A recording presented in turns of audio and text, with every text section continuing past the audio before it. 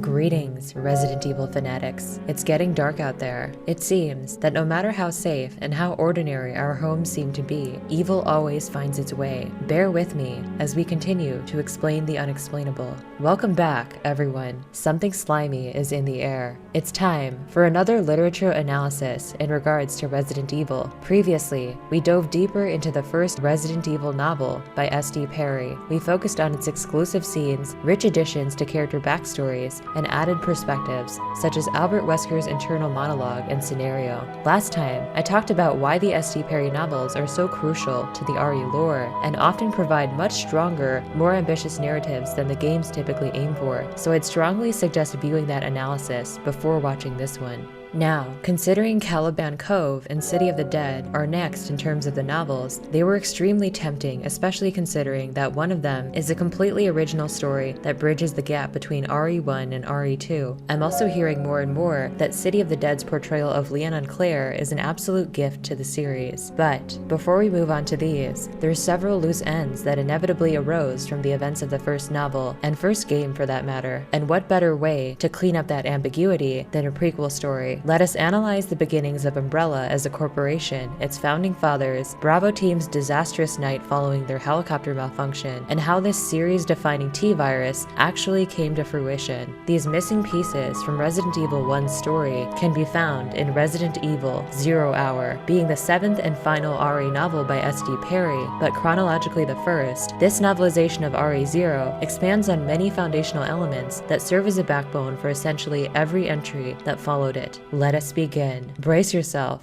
as this one's going to get slimy.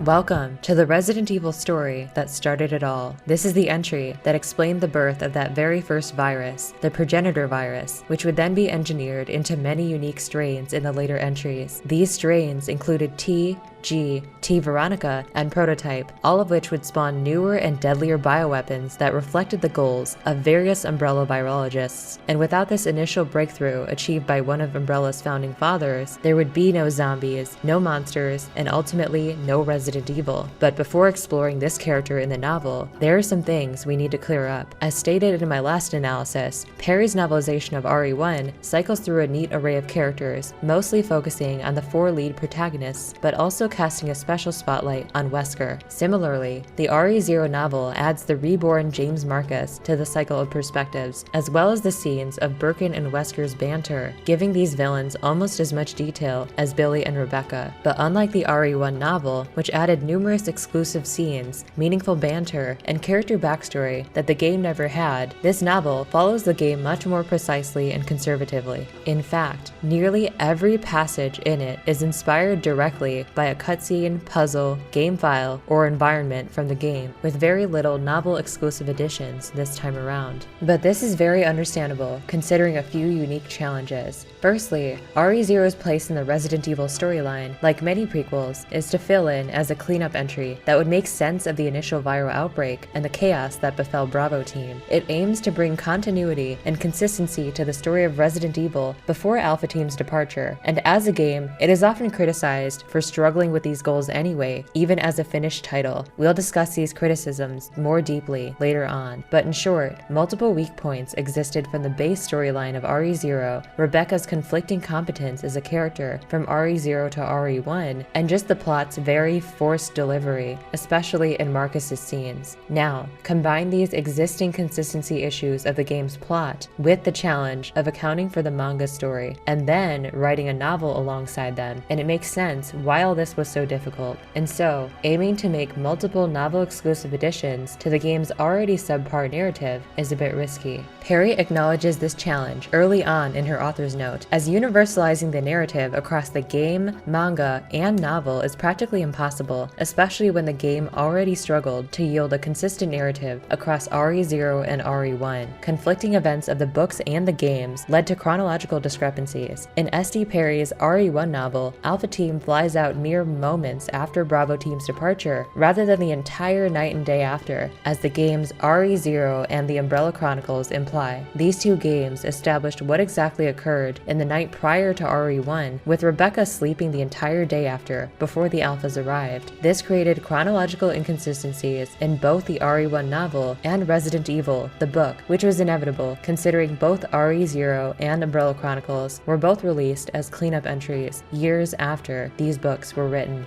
To inspire her additions to RE1's story, S.D. Perry had Resident Evil, the book, to work off of. This Japanese pre-order bonus book was released in 1997 for the Sega Saturn release of RE1. It was from this novella that Perry adopted Billy Rabbitson and the McGee girls into her RE1 novel, who function as vital secondary characters to the backstories of Chris and Jill, respectively. From there, she embellished these backup characters and formed a much more consummate backstory for RE1's heroes, and villains too, for that matter. If you'd like to see my in-depth analysis and storytelling of this full prequel book, you may find it in the description. Resident Evil 0, on the other hand, had no such book or additional material to draw from. This is unfortunate, as it is often considered one of the weakest entries in the entire series, and this is partly because, as a prequel, it was trusted with explaining everything that followed, and struggled to do so. So it's understandable why Perry took a more conservative approach to writing RE0's novel, but even so, Resident Evil 0 Hour offers several impressive enhancements to RE0's narrative. It immaculately animates characters that really struggle to create a distinct persona in the game, especially Billy, William Birkin, and James Marcus. Other refinements serve as clever mitigations to the game's issues with consistency, which are absolutely crucial to a more organic transition from RE0 to RE1, and there is perhaps no larger criticism of consistency than Rebecca's character development from RE0 to RE1, and that is where we will begin.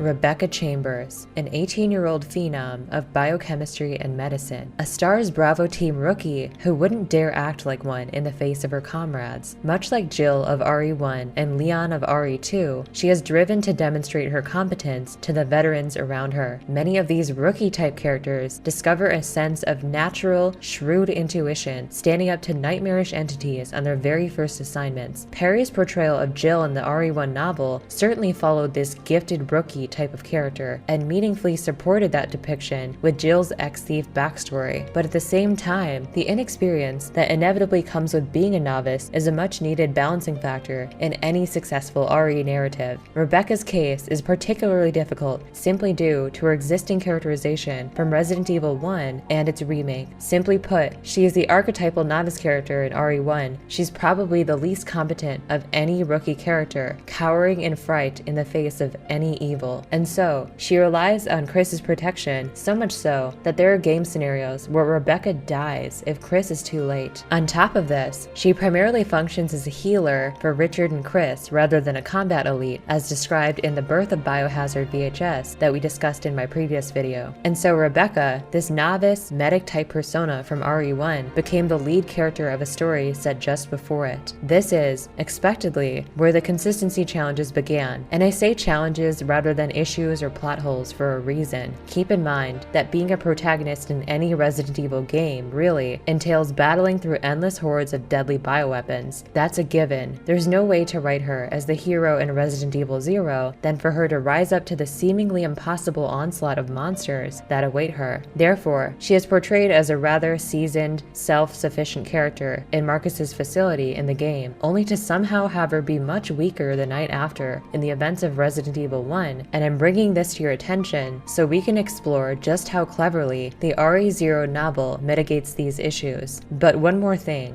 first. Aside from Rebecca, they steered very clear of using any of the other Bravo team members as side characters, let alone the main character, for whatever reason. Enrico is the only one to make another brief appearance in the game at all, outside of the opening cutscene. Speyer, Marini, and the other members are all implied to be somewhat seasoned and competent, so this would have avoided the fallacy of a rookie's inconsistent level of skill across the two narratives. But then there's the counter-argument that these characters wouldn't be fitting heroes of RE0, as they all meet a tragic end, as RE1 reveals. They're also all men on Bravo team, except for Rebecca, and this series has a knack for balancing female heroes in the spotlight, as Jill was the only woman in Alpha team, but held one of the lead roles of RE1. These different versions of Rebecca existed in the plot of the games themselves, as a result of Sugimura, RE0's writer, wanting to create a more competent imagining of Rebecca than Mikami's novice version. Mikami's team even hired their own face model for Rebecca in RE1 Remake, as he didn't want them to look quite the same. Consequently, these changes were then also reflected in the novels of RE1 and RE0. The RE0 novel, for much of the entire journey, does replicate the game's scenario route of Billy and Rebecca, with some clever little remixes to improve the pacing and better develop the characters. But in terms of Rebecca's character, the novel cleverly forges a much more fluid transition between her development from RE0 and RE1, as we'll dive into very soon. The third-person limited perspective makes for a very insightful trip into the minds of these characters, as each POV drastically shifts how everything is portrayed. The POV shifts between Rebecca and Billy, then adds the villains later on. Much like the game, this novel spends very little time with the full Bravo team after the chopper gives out, sabotaged by Wesker. They spot a crashed military police vehicle, as well as Billy's execution warrant on account of his murder charges. Immediately after, they split up. Rebecca, despite her apprehension on her first assignment, strives for that competent rookie archetype we discussed earlier. Pay close attention to this theme, as it not only enriches her character's growth and influences her decisions, but also sets up Billy to balance out her shortcomings. When she stumbles upon the Ecliptic Express, she realizes that it could contain Billy, or nothing of interest at all. So she decides against calling for backup, as Bravo team might mock her if the latter were true, and steps inside as heavy drops start hitting the ground. It's little nuggets of internal decision-making like these that amount to a much more natural sequence of events, as the progression of scenes in the game have very little to offer in terms of genuine rationalizing and decision-making. The iconic train sequence follows the game's dialogue and events very closely. As Rebecca discovers bloodstains on the train's seats, she begins to question again whether she should involve her team or secure the train herself, and again she decides to handle things herself in hopes of gaining the respect of her comrades. While this is going on, Billy's internal monologue does a solid job of humanizing him before Rebecca even meets him for the first time, which is much needed. In the game, his whole character seems pretty underdeveloped and dry, so reading his thoughts opens up a whole new layer of characterization. He's a character that, during Rebecca's passages, seems unpredictable, scary, and self-interested, and the passages from his POV help clear him of those internal judgments to the reader. His passages paint him as just a sensible, resourceful man trying to escape the strange evils around him, and he even decides to stay on the train to help the young STARS member that he heard firing bullets. He maintains this sort of chaotic good alignment, but develops more and more deliberate concern for Rebecca as the novel progresses. This novel makes his persona much more relatable as an archetypal, battle-hardened lieutenant. He has that almost stereotypical military stud speak in his thoughts, which definitely helps to ease any scheming killer vibes that the reader or Rebecca would have towards him. Right off the bat, the two have a power dynamic that flips Rebecca's intent on its head completely, as Billy can see right through her ineptitude on her first assignment. She tries to arrest him, and he practically laughs at her efforts and begins searching for a way off of the train. I wanted to discuss this first encounter and Billy's compliance with Rebecca. Though he ridicules her attempts to detain him, he comes across as equally shocked at his nightmarish surroundings as Rebecca, and this shared conflict eventually unites the two against the greater evils. These scenes are loosely representative of their truths in the game, but are more logically sound and better supported by the character's thoughts in the novel. From that point on, the relationship grows very organically, with Rebecca desperately wanting more and more to believe that Billy is not a killer, and one recurring theme makes her crave this even more. Starting with this train sequence itself, one very particular theme is established, and then reoccurs multiple times in the novel, and that is Billy saving Rebecca in many many instances. Now, the game did show Billy rescuing her from the very first leech monster in the train, the Centurion Millipede, and from nearly falling to her death after her scrap with the Eliminator, but the novel does this even more times, and better. 2 more instances of this are cleverly added in, with the instances taken from the game elevating their relationship to a much more intimate and tangible level, and all of this amounts to a much more feasible transition for Rebecca from RE0 to RE1. Let us explore why.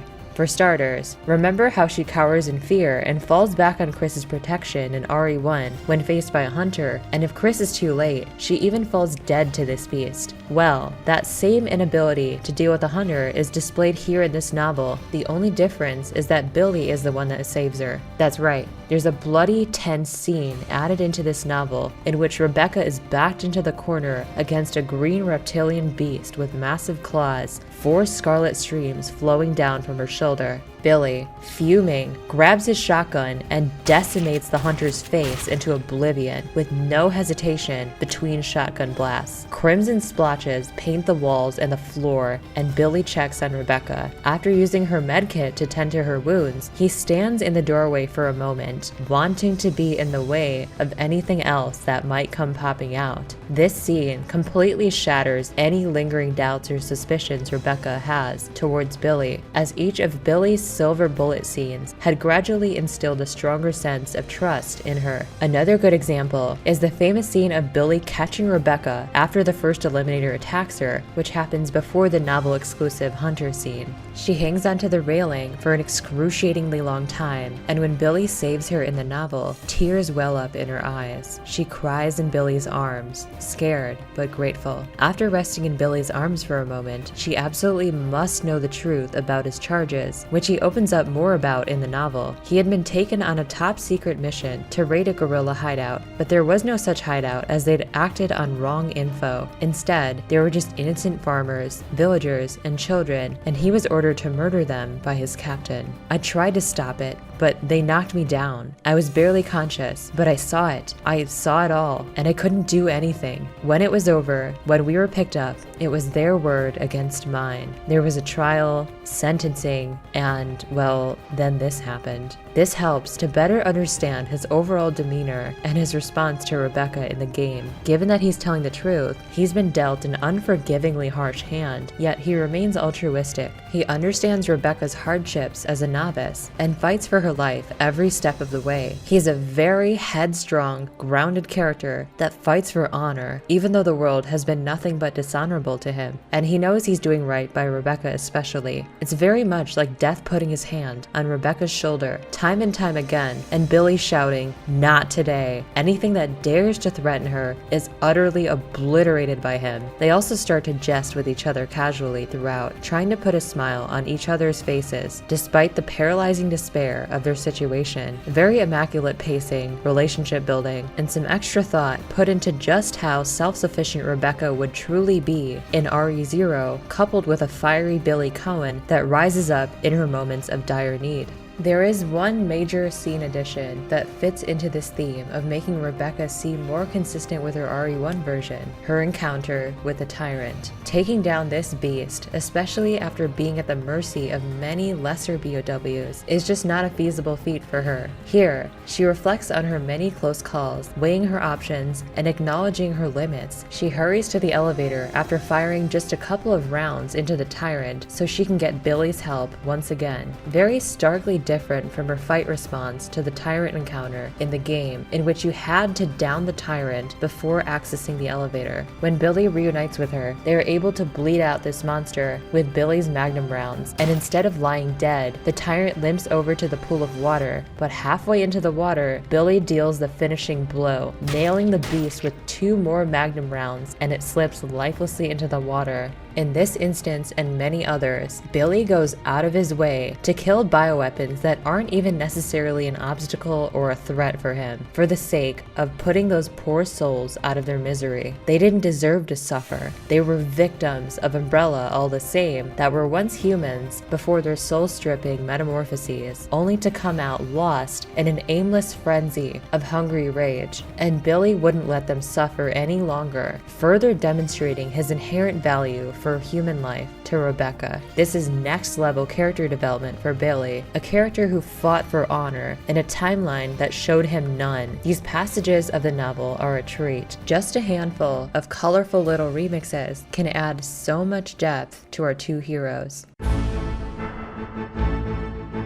As Billy and Rebecca make their way off the train and into the training facility, 3 sets of eyes watch their every move. Wesker, Birkin, and the Young Man, which is the novel's dubbing of Marcus, reborn through the Queen Leech. Much like in the game, Wesker in the novel has practically zero interest in the advancement of these bioweapons and becomes much more infatuated with personal gain and wealth. In the later RE entries, his interest in viruses materializes for much more sinister purposes, such as artificial selection and the pursuit of godhood, which reflects Spencer's eugenic worldview. But in these early stages, he serves Umbrella and the STARS Alpha team as a double agent, and though he despises his split servitude, he still obeys Umbrella's orders to gain wealth and status. In this novel, Wesker has a very cold, self-centered pattern around his thoughts and his dialogue. When he first contemplates who caused the leak of the T-virus, he even humors that he would have done it just to free himself from all his so-called inferiors. He recognizes the vicious pool of blood in which the company's big names would rot, such as George Trevor and Alexander Ashford. For this reason, he plans to earn his coin and leave Umbrella, which is largely his focus in RE1 and RE0. His primary motivation in RE1 is the money promised for erasing Umbrella's tracks, triggering a self-destruct on the Spencer estate. In RE0, he has the added motivation of gathering combat data by studying how the Alpha team fares against the BOWs when they arrive at the Spencer estate. In this novel, he also plans to hold an auction offering invaluable info to the highest bidder, as White Umbrella wouldn't be the only ones interested. This builds on how Wesker is solely interested in how these bioweapons could serve as pawns in his ascent to power and wealth, much like how he fetched samples of T. Veronica from the Ashfords only to sell them to Javier Hidalgo for money. On the other hand, Birkin's motives are completely the opposite. William Birkin is the yang to Wesker's yin, despite both of them serving as perhaps the 2 most shrewd disciples of Marcus. Birkin ultimately dedicates his entire existence to the enhancement of Marcus's work, aiming to forge even more pernicious versions of the progenitor and T-virus. He is a rather timid, scoundrel-type character in this novel, which is a fitting balance to Wesker, a scheming serpent type of persona. Birkin is clearly uneasy around Wesker, despite knowing him for nearly his entire life, and Wesker's true motives aren't a secret to Birkin either. He knows all too well where Wesker's loyalties lay, and even mentally suspects Wesker of causing the leak of the T-virus. The two are an unlikely duo in the novel, with a few added scenes in addition to the game's cutscenes. All they really do, in terms of the plot itself, is arm the self-destruct sequence, but Birkin is a lot more restless and neurotic in this novel, truly carrying the aura of a mad scientist, but a rather spineless one, wincing and cowering in fright of anything that vaguely signals danger. Much like how many of Birkin's superiors suffered horrific deaths for Umbrella's benefit, he worries obsessively over his work being stolen, and this exact fate is tragically confirmed in RE2, in which Umbrella rips his life's work away from him, forcing him to regenerate using the abomination he had created. These two are more memorably animated than their in-game counterparts, but both serve as backstory elements to the narrative, rather than active conspirators in the ongoing plot.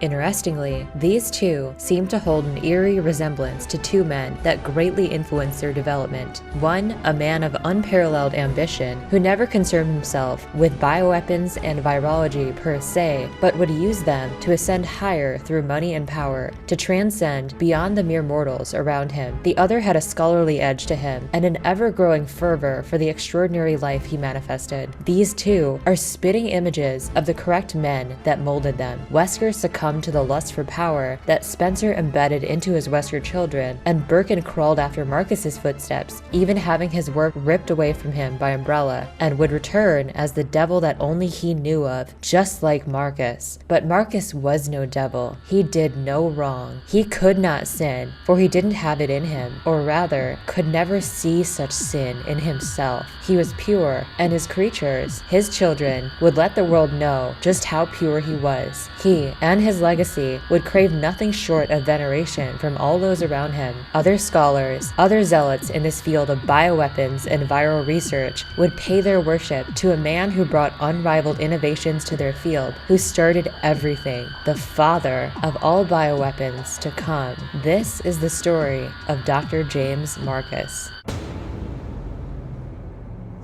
It is this man, with his angelic presentation, his egotistical aura, and his unfaltering wish for vengeance, who is one of the greatest enhancements that the Resident Evil Zero novel offers us, as we'll unpack in great detail. Resident Evil 0 Hour does a phenomenal job of exploring the inner workings of his deranged psyche, which is much needed considering how ambiguous his entire presence is in the game, even after the player understands his legacy. Considering the sheer depth of religious illusion that is implied and beautifully illustrated, it's a shame that these allegories are never quite explained or applied, ever. He sings like a Christ figure, and he gestures, and he vows judgment, but what does it all mean? Beyond the ostentatious, dramatic effect, there's a lot of potential parallels at work here, but first, let's discuss the novel's focus on his leech children, which are dubbed the Many in this book. This novel masterfully portrays this man's intimate connection with his collective of leech children. Regular leeches actually use their sense of touch to communicate chemically and physically, but Marcus is able to perform all sorts of dark miracles with them. He and the Many are connected on an indescribably advanced level. In an almost paranormal sequence, they manipulate the intercom in the scene where Wesker and Birkin are at the camera controls. The Many are somehow able to channel Marcus's angelic voice through the intercom system, even though he is in some other room, far from the controls. Now, in the game's cutscene, he's clearly in a control room with microphones, and the monitors are flashing as he takes them over. But in the novel, he's in some completely separate room, but is able to somehow control the camera and intercom, all by using his leeches somehow, which has a strange supernatural feel to it. The leeches are even able to send images to each other, and to him, without even being remotely close to him, effectively acting as spies, weapons, and his loving children. They're able to create false men to handle lock mechanisms of the training facility, even unlocking the main passage behind Marcus's portrait almost immediately after Billy and Rebecca look at it. This greatly accelerates their advancement through the training facility, having most of its elaborate puzzles nullified by the leeches. And this is all Marcus is doing. He orders the Many to clear obstacles for Billy and Rebecca because he actually has no quarrel with them. Initially, that is. He sees them as agents that would fulfill his goal of exposing Umbrella's sins to the press, bringing the company to the ruin that it so deserved. Perry really got creative here, aligning the hero's priorities with Marcus's wish for vengeance, as they do align quite nicely. This ability to harness and manipulate his intelligent creations, rather than become victim to them like many RE villains, makes him one of the most commanding figures in all of Umbrella, so he wants Rebecca and Billy to escape. That is, until they start to uncover his diaries and personal history. On top of this, one of the false men created by the leeches is scorched by Billy's doing, and Marcus mournfully recoils at the death of his children. His anguish outgrows his need for Billy and Rebecca to expose Umbrella's sins, and so he begins to release the other bioweapons on them.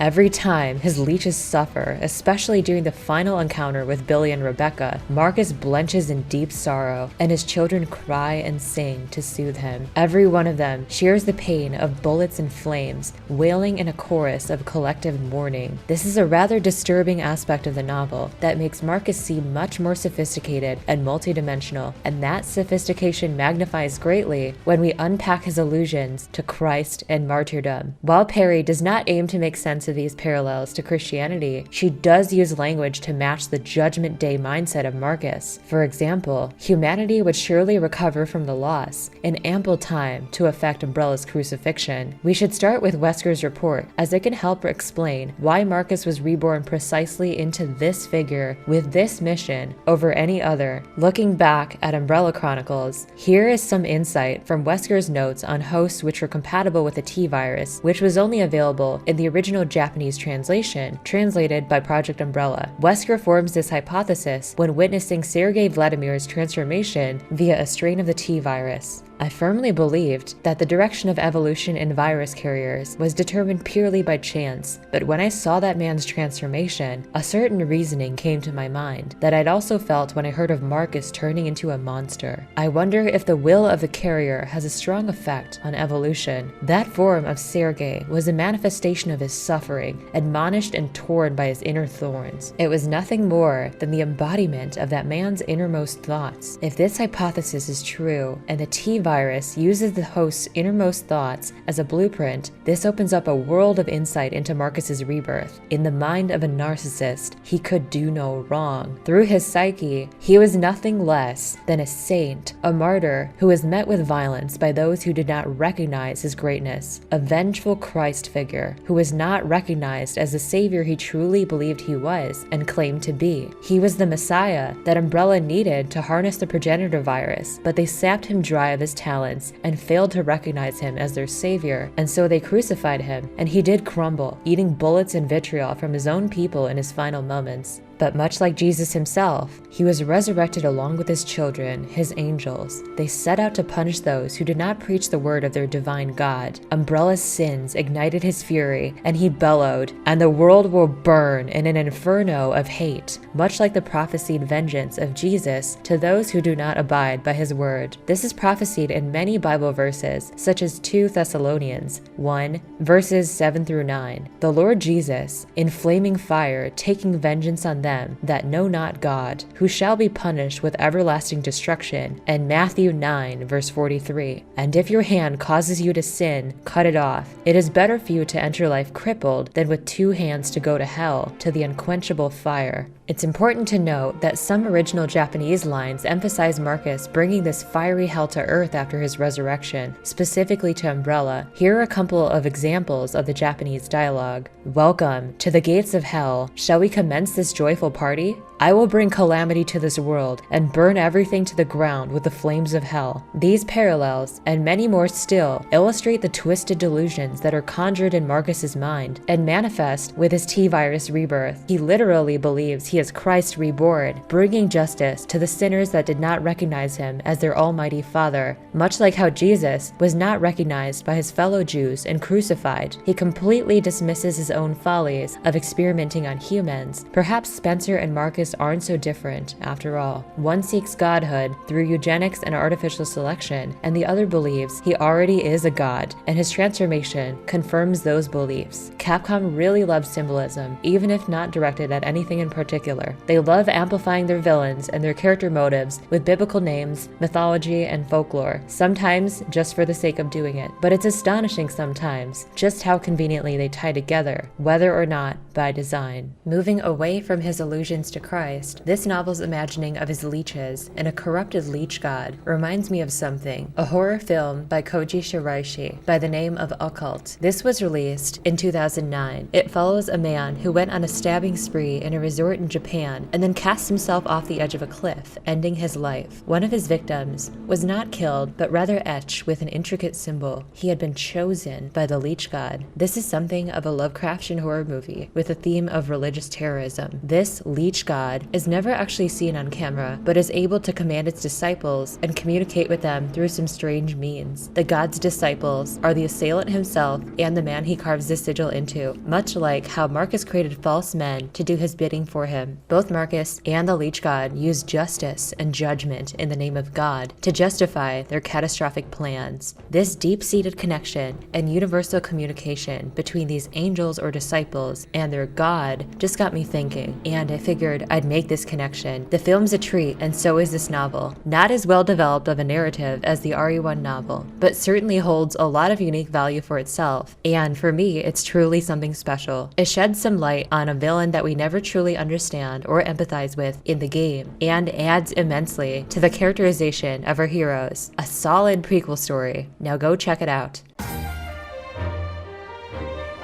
Quite a ride it was tonight. I hope you enjoyed this analysis of yet another interesting Resident Evil novel. I will be tackling more RE novels starting with Caliban Cove sometime early next year, but not immediately this month or next month. I will instead focus on one more RE Village analysis that will come to the Residents of Evil channel later this month. I will also be doing a Toys for Tots charity stream on Residents of Evil. This will be on Saturday, December 26th at 6 p.m. EST. I'll be running through Resident Evil 4 on professional mode and just hanging out, so don't be afraid to say hi. I realize there is a lot more Kafka literature to be explored in regards to Alex in Revelations 2, so I'm planning for a video on these works as well, and it may become a series. This is my final release for my personal channel this year. These projects, your feedback, and everything in between have been dreamlike. It's been one hell of a ride, here and with my works on Residents of Evil. Thank you, everyone. Special thanks to my supporters on Patreon: Mark 5, Andre Novoa, Pedro C, Overseer Fear, Raven Realm, the one and only W, Tina, Katie Boone, Captain Redfield, Zachary Harp, Jareel Moon, and Holden Gladden. I still cannot believe some of you are willing to put forth money to support my content. It makes me unbelievably happy and driven to deliver the best work I possibly can. Many new ideas are in planning for next year, in addition to what I mentioned previously. These include some foreign horror film analyses, Animusha content, and more. Be sure to follow me on Twitter and check out the YouTube community tab for updates. If you'd like a more centralized place for discussion, feel free to join the community Discord. Well, it's been more than half an hour now. I wish you, and that special entity watching behind you, farewell and good night for now. Somewhere in time, I'll find you and haunt you again. Perhaps like the wind sweeps the earth.